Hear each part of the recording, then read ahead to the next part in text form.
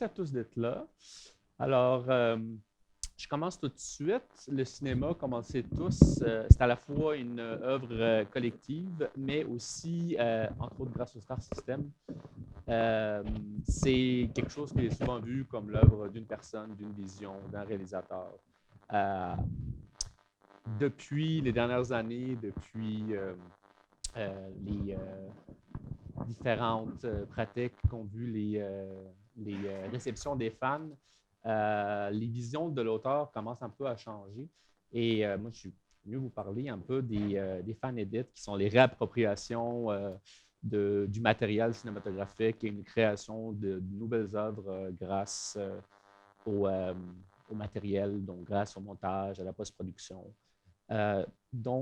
Les origines, déjà, il y aurait les précurseurs, les cinéastes expérimentaux, dont ici, l'un des premiers fun footage qu'on connaît, Rosa Barthes de Joseph Cornell, cinéaste expérimental qui rend hommage à l'actrice du même nom que le film, en refaisant un montage de scènes prises du film East of Borneo, en y apposant un filtre bleu.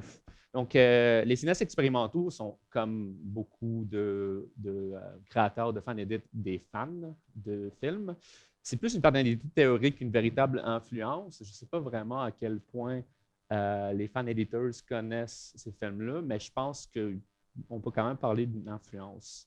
Une autre influence que j'ai identifiée, c'est l'arrivée du VHS et du DVD, c'est-à-dire que on apporte le matériel filmique, les trailers, les scènes non utilisées, des fois des versions complètes, des fins alternatives, et qu'on donne accès à ça au public en général. Donc, le film devient finalement une identité non déterminée, quelque chose qui peut changer régulièrement, surtout quand on est devant face à des œuvres comme Blade Runner ou Lord of the Rings, qu'il faut parler de quelle version on nomme quand on parle du film.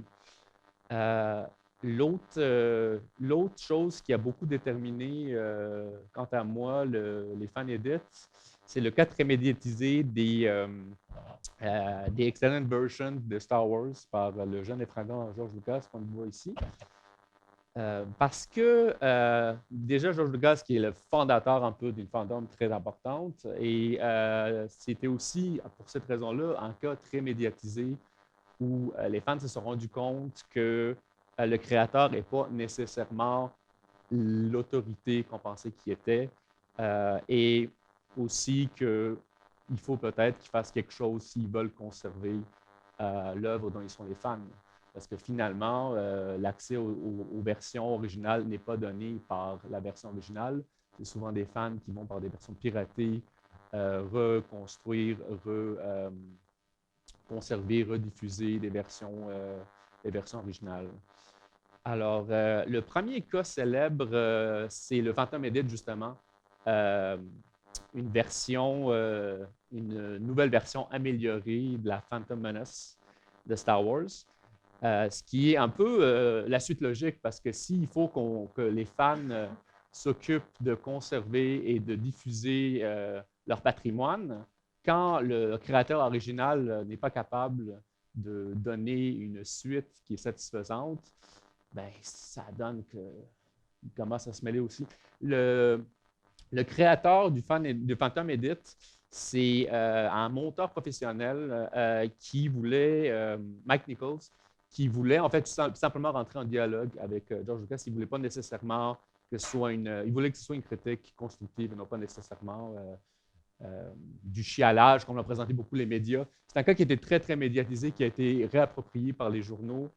Et ça s'est un peu mal passé à cause de ça.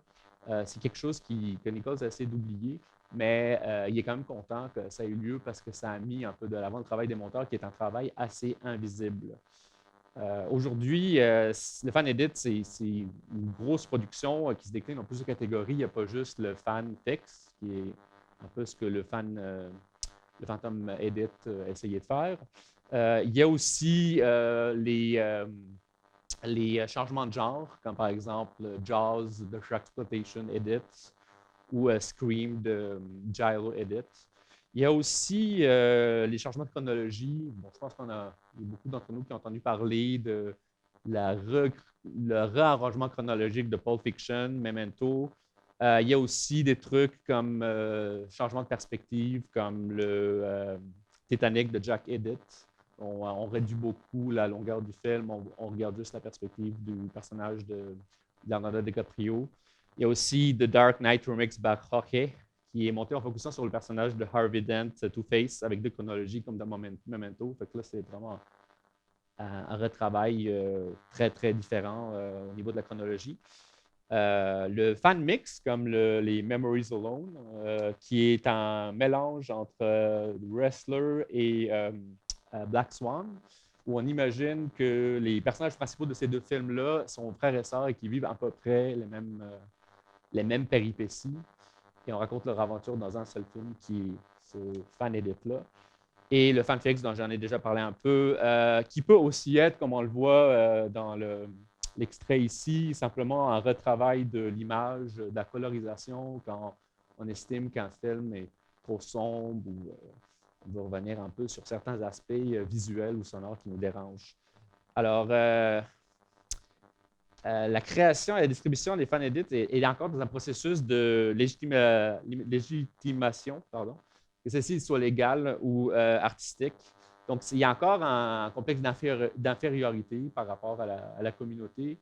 Et je dirais que c'est ça la limite un peu de la contestation de la figure de l'auteur, parce que celui-ci est encore vu comme le créateur original. Mais il y a encore beaucoup de choses qui se font. C'est une communauté qui est très, très productive et je pense qu'il y a encore des belles surprises qu'on nous garde. Merci.